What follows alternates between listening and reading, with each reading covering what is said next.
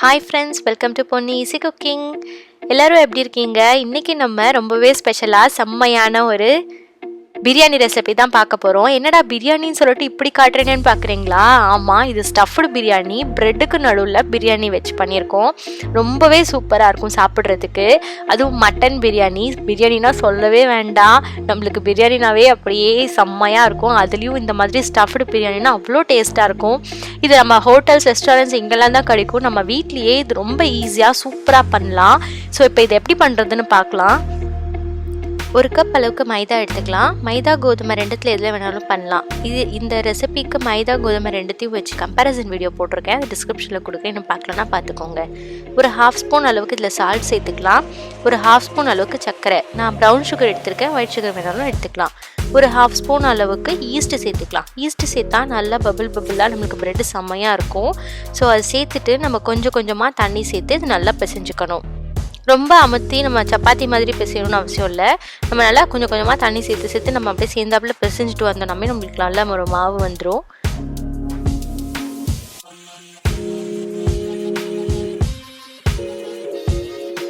பாருங்கள், இவ்வளோ அழகாக ரெடி ஆகிடுச்சுன்னு.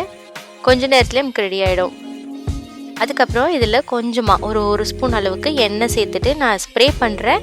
நம்ம சாதாரணமாக ஸ்பூனில் கூட ஒரு ஸ்பூன் சேர்த்துட்டு நம்ம ஃபுல்லுமே அந்த பால் ஃபுல்லுமே நம்ம தடவிக்கணும். எண்ணெய் தடவிட்டு நம்ம க்ளோஸ் பண்ணி வச்சிடலாம். இது சாதா ஒரு டவல் வச்சு கூட க்ளோஸ் பண்ணிக்கலாம், இல்லை இந்த மாதிரி நம்ம க்ளோஸ் பண்ணனாலும் பண்ணிக்கலாம். இப்போ இது ஒரு 1.5 மணி நேரம் அப்படியே நம்ம ஓரமாக வைக்கணும். ஸோ நம்ம இப்போ பிரியாணி பண்ணிடலாம். ஒரு பவுலில் பாஸ்மதி அரிசி ஒரு 1.5 கப் அளவுக்கு சேர்த்துருக்கேன். இது 400 கிராம் அரிசி. அடுத்தது அதுவுமே நம்ம தண்ணி ஊற்றிட்டு அப்படியே கொஞ்ச நேரம் ஊற வைக்கலாம். இப்போ ஒரு பவுலில் 1.5 ஸ்பூன் அளவுக்கு மிளகாய்த்தூள், 2 ஸ்பூன் அளவுக்கு மல்லித்தூள், 1 டேபிள் ஸ்பூன் இஞ்சி பூண்டு பேஸ்ட், 1 ஸ்பூன் அளவுக்கு உப்பு, 1 துண்டு பட்டை, ஒரு 4 ஏலக்காய், 4 கிராம்பு, ஒரு சின்ன நட்சத்திர சோம்பு, ஒரு அரை லெமன் இந்த மாதிரி நல்லா புழிஞ்சு எடுத்துக்கலாம். அடுத்தது ஒரு 2 டேபிள் ஸ்பூன் அளவுக்கு தயிர். தயிர் நல்ல ஃப்ளேவர் கொடுக்கும். அப்புறம் நம்ம மட்டனையும் இது கூட சேர்த்துக்கலாம். சேர்த்துட்டு இது எல்லாத்தையும் நல்லா மிக்ஸ் பண்ணி எடுத்து வச்சுக்கலாம். மறுபடியும் இதை நம்ம ஒரு கவர் போட்டு க்ளோஸ் பண்ணிடுறோம். அப்படியே அது ஒரு 1/2 அன் ஹவர் ஊறினா போதும். நம்ம இன்னொரு அந்த கிராப்லேயே நம்ம குக்கர் வச்சுட்டு ஒரு ஸ்பூன் அளவுக்கு எண்ணெய் சேர்த்துக்கலாம். இது தேங்காய் எண்ணெய், இந்த எண்ணெய் வேணும்னாலும் சேர்த்துக்கலாம். சேர்த்துட்டு ஒரு 2 வெங்காயம் நல்லா நீளமாக நறுக்கி சேர்த்துக்கலாம். பிரியாணிக்கு நல்லா நீளமாக நறுக்கி சேர்த்தா ரொம்ப சூப்பராக இருக்கும். அப்புறம் இதில் கொஞ்சமாக உப்பு, கொஞ்சமாக மஞ்சள் தூள் ரெண்டும் சேர்த்துட்டு நம்ம அப்படியே நல்லா கலந்துக்கலாம்.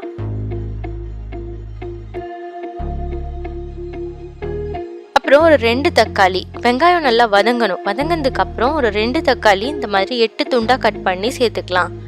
சேர்த்துட்டு நல்லா இந்த மாதிரி வதக்கிக்கலாம். இப்போ நம்ம மேரினேட் பண்ண இந்த மட்டன் எல்லாத்தையுமே இது கூட சேர்த்துக்கலாம். சேர்த்துட்டு நல்லா கலந்துட்டு இதில் 1 டம்ளர் அளவுக்கு தண்ணி சேர்த்துக்கலாம். சேர்த்துட்டு இப்போ நம்ம குக்கர் மூடி நம்ம விசில் விடணும். நல்லா கலந்துட்டு உப்பு லைட்டாக செக் பண்ணி பாருங்கள். உப்பு கரெக்டாக இருந்துச்சுன்னா நம்ம அப்படியே குக்கரை க்ளோஸ் பண்ணிவிட்டு ஒரு 4லேருந்து 5 விசில் அப்படியே விட வேண்டியது தான். ஸோ நம்ம விசில் விடுற கேப்லேயே ஒரு பாத்திரம் வச்சுக்கலாம். அதில் கொஞ்சமாக தண்ணி சேர்த்துட்டு ஒரு 2 பிரியாணி இலை, கொஞ்சமாக ஜீரகம், அப்புறம் இதுலேயும் நம்ம உப்பு சேர்க்கணும். அதுதான் அந்த ரைஸுக்கு ஒரு நல்ல டேஸ்ட்டு கொடுக்கும்.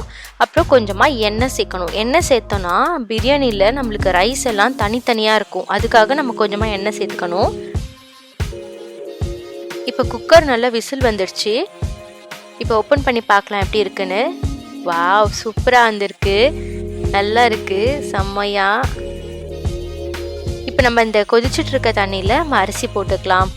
நம்ம ஊற வச்ச அந்த அரிசி தான் ஒரு 10 நிமிஷம் போல் தான் ஊறிருக்கு ரைஸ். இப்போ நம்ம இதில் ஆட் பண்ணிவிட்டு ஒரு சேர்ந்தாப்பில் கொதிக்கணும், அவ்வளோதான். ரொம்ப நேரம்லாம் நம்ம அப்படியெல்லாம் வைக்க தேவையில்லை. இல்லை நல்லா வேகணும், அமுத்தி பார்க்கணும், பதம் அதெல்லாம் எதுவுமே கிடையாது. தண்ணி நல்லா சேர்ந்தாப்புல கொதிச்ச உடனேவே நம்ம அரிசியை ட்ரான்ஸ்ஃபர் பண்ணிடலாம் இந்த குக்கருக்கு. ஏன்னா நம்ம இப்போ தம் போடுறதுலேயே அது நல்லா வெந்துடும். நம்ம இதுலேயும் வேக வச்சு தம்மும் போட்டோம்னா அது வந்து ரொம்ப குழஞ்சிரும். அடுத்தது இப்போ குங்குமப்பூ கொஞ்சமாக பாலில் ஊற வச்சுருக்கேன். இது ஆப்ஷனல் தான், இது இல்லைன்னா பரவாயில்ல. அது ஒரு நல்ல ஃப்ளேவராக வாசனையாக இருக்கும்.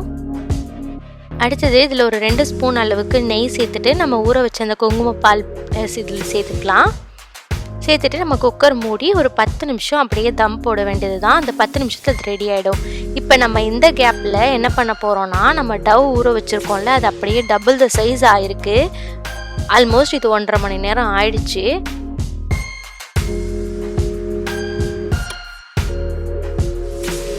இது மேலே கொஞ்சமாக மாவு சேர்த்துட்டு நம்ம லைட்டாக அந்த மாதிரி அமுத்தி விட்டுட்டு இப்போ நம்ம இதை உருட்டிக்கலாம்.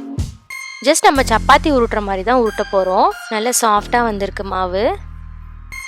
நல்லா பெருசாக உருட்டிக்கணும். இந்த நம்ம கட்டை வச்சுருக்கோம்ல, அந்த கட்டை சைஸுக்கு பெருசாக உருட்டிக்கிறோம்.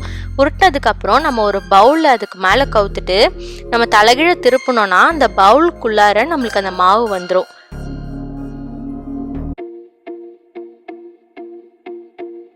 பாருங்க எப்படி வந்துருச்சுன்னு. இது நல்லா நம்ம உள்பக்கமாக நல்லா அமுத்தி விட்டோம்னா நம்மளுக்கு அழகாக ஒரு சூப்பராக அந்த மாவே பாருங்கள் எவ்வளோ ஒரு சூப்பராக பவுல் மாதிரி ரெடியாக இருக்குது. இப்போ இந்த பவுலுக்குள்ளார தான் நம்ம ஸ்டஃப் பண்ண போகிறோம். இப்போ ரைஸ் டைம் ஆகிடுச்சு 10 நிமிஷம். இப்போ அந்த ரைஸ் எப்படி இருக்குன்னு பார்க்கலாம். ரைஸ் நல்லா வெந்து சூப்பராக இருக்குது. அப்படியே செம்ம வாசனையாக இருக்குது. மேலே கொஞ்சமாக கொத்தமல்லி போட்டுக்கலாம்.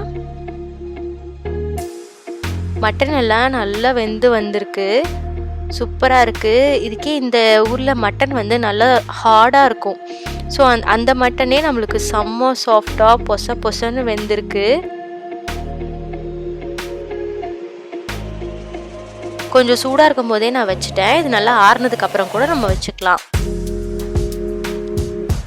வச்சுட்டு இப்போ எல்லா பக்கமும் நம்ம க்ளோஸ் பண்ணணும். இந்த மாதிரி நம்ம எல்லா பக்கமும் க்ளோஸ் பண்ணி வச்சுக்கலாம். இப்போ இந்த இடம் தான் முக்கியமான இடம். இப்போ நம்ம எந்த பேன் நம்ம அடுப்பில் வைக்க போகிறோமோ அந்த பேனில் இந்த மாதிரி நம்ம தலைகீழ கவுத்து போட்டோம் அப்படின்னா நம்மளுக்கு அழகாக பேனுக்கு அப்படியே மாறிடும். அதுக்கப்புறம் அதை நம்ம அடுப்பில் வச்சுக்கலாம். அடுப்பில் வச்சு கொஞ்சம் நேரம் அப்படியே உப்பி வருது பாருங்கள். மேலே சின்னதாக அப்படியே உப்பி வருது பாருங்கள். உள்ளெல்லாம் நல்லா வேகுது.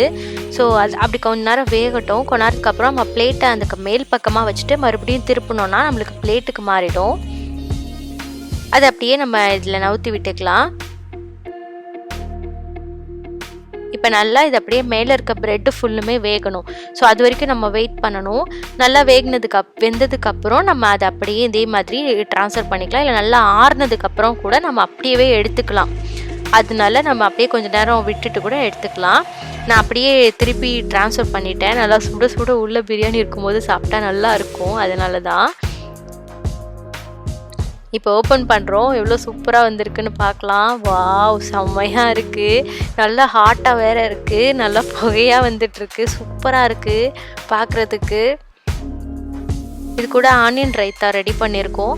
ஸோ இது கூட ஆனியன் ரைத்தா இல்லை மின்ட்டு சட்னி அந்த மாதிரிலாம் கூட கத்திரிக்காய் தொக்கு இதெல்லாம் பண்ணால் கூட நல்லாயிருக்கும். பட் இதுவே ரொம்ப லென்த்தான ஒர்க்கு. ஸோ அதுக்கப்புறம் நம்ம அதெல்லாம் பண்ணோன்னா இன்னுமே டைம் எடுத்துகிட்டு போயிடும். ஸோ நம்ம ஜஸ்ட்டு ஆனியன் ரைத்தா வச்சுட்டு இதையே சாப்பிட்டோம்னா போதும். செம்மையாக இருக்குது. இப்போ கொஞ்சமாக ப்ரெட்டு, அதுக்குள்ளே கொஞ்சமாக பிரியாணி, அப்புறம் கொஞ்சமாக ஆனியன் ரைத்தா சேர்த்து சாப்பிட்டு பார்க்கலாம் எப்படி இருக்குன்னு. செம்ம டேஸ்ட்டாக இருக்குது. சூப்பராக இருக்குது சாப்பிட்றதுக்கு. இதை நம்ம பீஸா மாதிரி கூட கட் பண்ணி சாப்பிடலாம். எனக்கு ரொம்ப பிடிச்சிருக்கு. ரொம்ப டேஸ்ட்டாக இருக்குது. இந்த ரெசிபி பிடிச்சிருந்தா நீங்களும் ட்ரை பண்ணி பாருங்கள். ட்ரை பண்ணிவிட்டு பார்த்துட்டு எனக்கு கமெண்ட்டில் சொல்லுங்கள். தேங்க்யூ. பாய்.